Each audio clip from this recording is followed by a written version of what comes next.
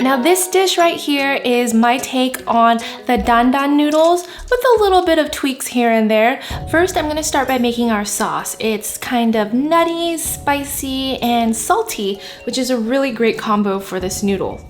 For the nuttiness, I'm gonna be adding some tahini, which is sesame paste. So if you don't have sesame paste or if you can't find it, you can also substitute for peanut butter. Then I'll add some soy sauce, rice vinegar, just to give it a little bit of a tang, sugar for balance, and chili oil to make it nice and spicy.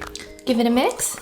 And don't worry too much if you don't see the tahini fully incorporating with the sauce. I feel like it needs time to really bloom and just meld with the sauce. So just let it sit there and you'll see it kind of come together.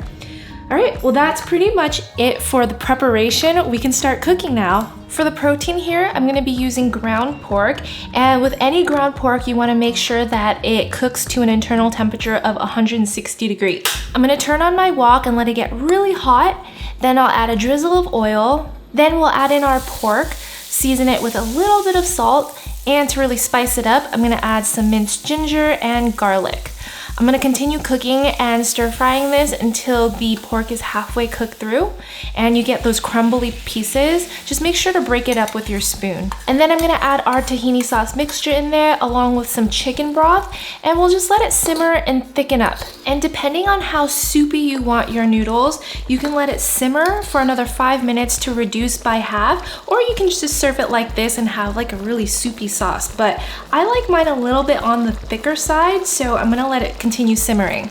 So I've let the pork cook down for a little bit longer and the sauce has fully reduced. What you get is this thick, creamy, luscious, silky sauce that goes perfect over some egg noodles.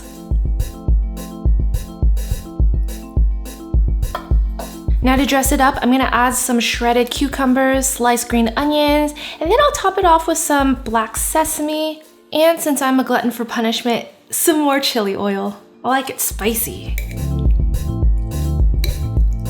The pork is perfectly cooked and the sauce is just nutty and salty.